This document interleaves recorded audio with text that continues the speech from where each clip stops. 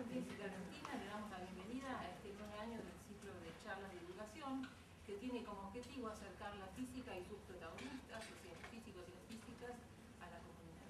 En esta oportunidad tenemos el gran placer de contar con la doctora María Teresa Roa, que nos va a hablar de la charla. María Teresa fue compañera de la facultad, así que para mí es un doble placer de darla en esta charla. No se oye, no se oye acá. Perdón, el micrófono, voy a usar el micrófono. Sí, Lo que pero pasa yo no que escuchaba nada. ¿ahora? Ahora sí. Bien, ella coordina el grupo de investigadores que está a cargo del detector Atlas del experimento del Gran Colisionador de Hadrones, que es el mayor detector del experimento. Este experimento, como ustedes sabrán, porque últimamente aparece prácticamente todos los días en la prensa, es el experimento más grande diseñado por la ciencia hasta este momento y está preparado para trabajar en un rango de energías nunca antes alcanzado. ¿Cuál es el propósito? El propósito es lograr recrear las condiciones de los primeros minutos o los primeros instantes de la existencia del universo con el objetivo de desentrañar incógnitas que para la ciencia son fundamentales, tales como el origen de la masa, la estructura de la materia, la misma creación del universo. Bueno, en este proyecto también han colaborado, vale la pena mencionar, grupos de ingenieros, físicos, matemáticos y expertos de computación de Argentina en el diseño también de los detectores. Por eso también el papel de nuestro país es importante en el desarrollo del experimento. La doctora Toa es profesora titular del Departamento de Física de la Universidad Nacional de La Plata e investigadora principal del CONICET, siendo además miembro del experimento L3 del CERN desde el año 1990, del Observatorio Pierre Auger desde el año 1996 y desde el año 2006 miembro del experimento Atlas del CERN en Ginebra, Suiza. Posee una destacada trayectoria en su especialidad, habiendo publicado más de 340 trabajos científicos en colaboración en materia condensada, fenomenología de la física de partículas y rayos cósmicos, con más de 10.000 citas. Ha dirigido 8 tesis de licenciatura, 4 tesis de doctorado y actualmente dirige otras 5 tesis. Ha realizado estadías científicas en distintas universidades y centros de investigación de gran importancia, tales como la Universidad de Chicago, la Universidad en Estados Unidos, la Universidad de Leeds y Oxford en el Reino Unido, en Santiago de Compostela, España, además de, por supuesto, sus estadías en el CERN.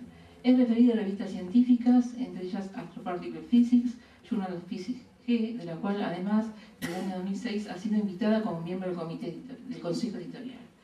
Ha sido expositora invitada a más de 60 congresos internacionales en su especialidad e integrado el comité organizador de numerosas conferencias internacionales realizadas tanto en nuestro país como en el exterior.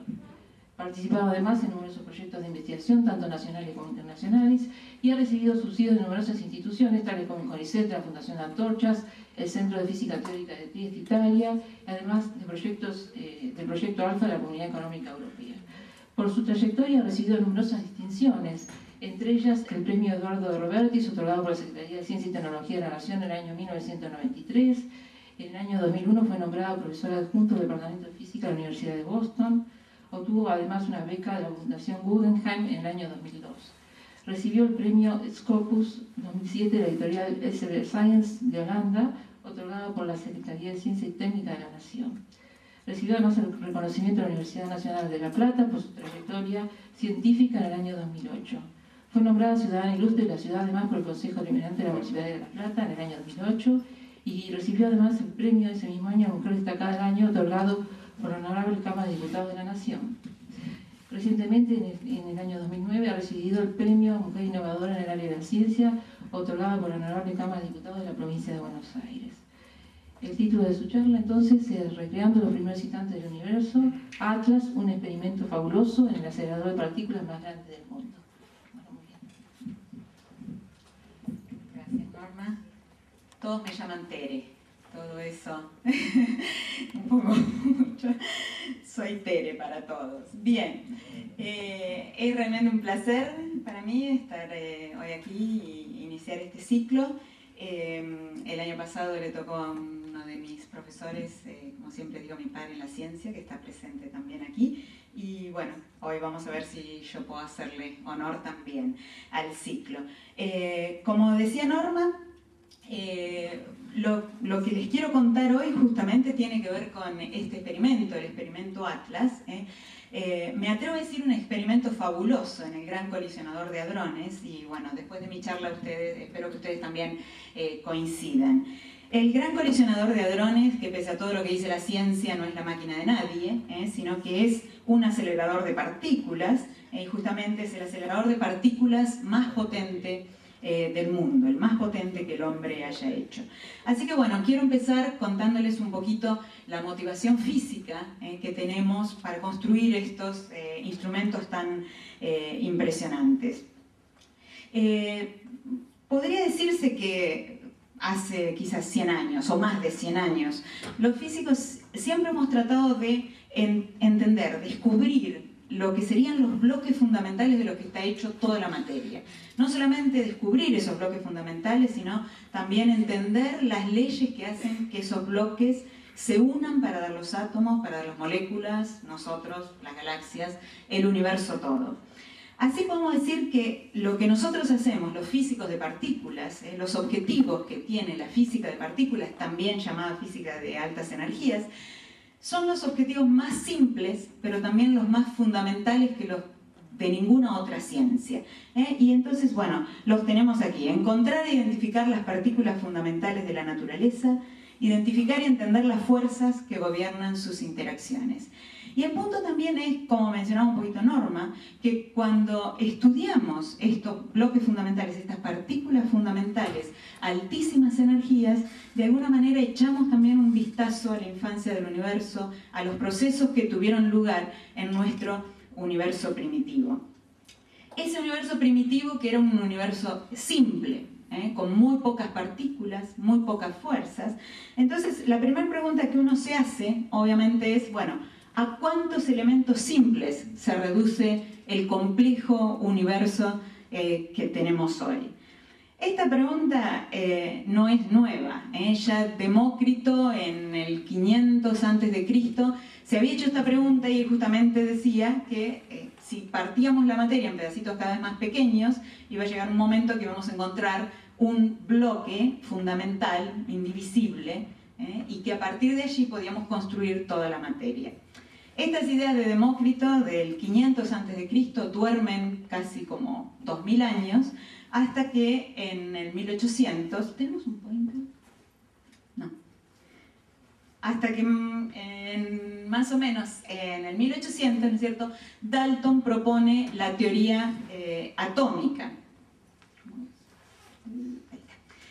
La teoría atómica, entonces, bueno, justamente él lo que dice es que los átomos son esos bloques fundamentales, partículas indivisibles, a partir de las cuales podemos hacer toda la materia. Y justamente le llama átomos, ¿no es cierto?, en honor a Demócrito. Entonces, bueno, para él el átomo era ese bloque fundamental. Ya después, eso era más o menos 1808. En 1900 ya el electrón había sido descubierto. Es una partícula 2000 veces más liviana que el átomo más liviano, el átomo de hidrógeno. Y entonces, bueno, ya no quedaban dudas que esta partícula, el electrón, era un constituyente del átomo y por ende el átomo no era ese bloque fundamental, indivisible, fundamental, a partir del cual podíamos construir toda la materia. Así se hacen experimentos para ver cómo era la distribución de carga en el interior del átomo y se descubre entonces, bueno, el núcleo formado por protones y neutrones. Y entonces, bueno, la pregunta inmediata es, bueno, ¿es el protón ese bloque fundamental, partícula indivisible, a partir de la cual hacemos toda la materia? Y entonces, bueno, nuevos experimentos, sacudiendo el protón para ver si efectivamente era una partícula elemental o tenía constituyentes. Y entonces, bueno, a partir de esos experimentos se descubre la existencia de partículas más pequeñas que son constituyentes del protón, que son los llamados quarks. Una característica que tienen estos quarks, estas partículas, que son partículas elementales, tan elementales como el electrón, de acuerdo a lo que entendemos hoy y al conocimiento teórico y experimental de la actualidad, una característica es que estos quarks por más que sacudamos el protón y que lo bombardeemos con partículas muy energéticas, no importa lo que hagamos, sabemos de la existencia de esas partículas en el interior de los protones, pero nunca esos quarks emergen del protón. Entonces ellos están confinados dentro de los protones, dentro de los neutrones, dentro de lo que genéricamente llamamos hadrones. De ahí el nombre entonces de este acelerador, que seguramente ya les suena, ¿no es cierto? El gran colisionador de hadrones. Entonces tiene que ver con estas partículas que tienen entre sus constituyentes los quarks. Fíjense que hemos sido capaces de ir hacia adentro en la materia en 8 órdenes de magnitud. Va a decir que si el átomo fuera una gran pelota de un radio de unos 10 kilómetros, entonces, bueno, el protón tendría apenas unos 10 centímetros y el quark sería mucho más pequeño que una pelotita de un radio de menos de 0.1 milímetro, un décimo de milímetro. Y bueno, ¿qué sabemos de las fuerzas de la naturaleza?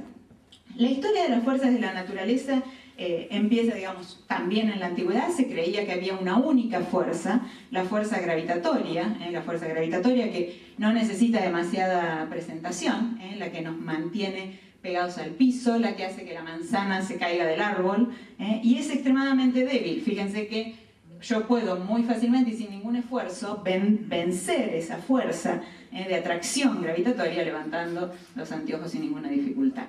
Sin embargo, bueno, en presencia de grandes masas es muy fuerte, tiene un efecto realmente considerable y justamente es responsable de la maquinaria del universo, la que mantiene todos los planetas orbitando alrededor del Sol, la que permite la formación de las galaxias. Después también en la antigüedad se creía que había solo 3, la fuerza gravitatoria, una fuerza eléctrica y una fuerza magnética.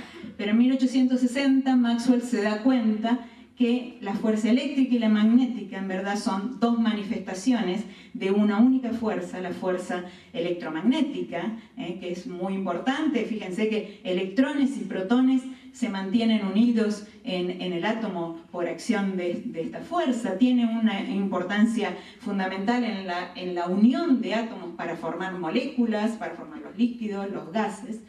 Ya después, con el siglo XX, el conocimiento de la estructura microscópica, entonces se descubren 2 nuevas fuerzas, la fuerza débil y la fuerza fuerte. La fuerza débil está asociada a la degradación, a la desintegración de núcleos y partículas. Seguramente ustedes han escuchado hablar de la datación de fósiles con la degradación del carbono 14. Eso tiene lugar justamente a partir de este tipo de interacciones débiles. Y también estas interacciones débiles juegan un rol crucial en todos los procesos que ocurren en el interior de estrellas como nuestro Sol y que hacen que, bueno, el Sol brille. Después tenemos la fuerza fuerte, que es la responsable de que justamente los quarks estén unidos dentro de protones y neutrones, que los protones y neutrones se unan para formar el núcleo. Y bueno, y esta sería, digamos, nuestras 4 fuerzas fundamentales. Quizás debería decir que a la fuerza débil la independencia le duró muy poquito, porque en 1960 se propone una teoría, de la que vamos a hablar también en un momentito, por la cual la fuerza electromagnética y la débil resultan 2 manifestaciones en la energías ordinarias, en la escala de energías nuestra, de una única interacción que se le llamó electrodébil.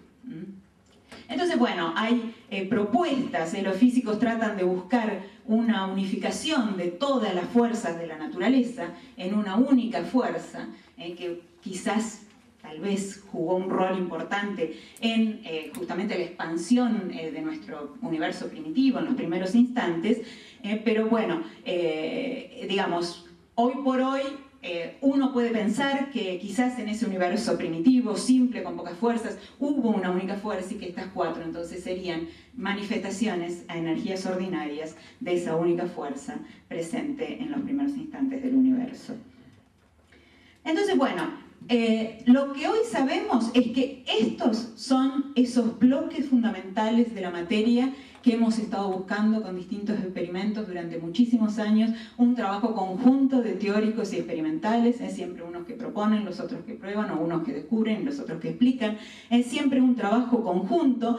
Y entonces, bueno, Fíjense que estos están agrupados en dos grupos. El grupo de los leptones, de los cuales el más conocido es el electrón, ya hablamos del electrón recién, cuando hablábamos en relación al átomo. Después tenemos el neutrón.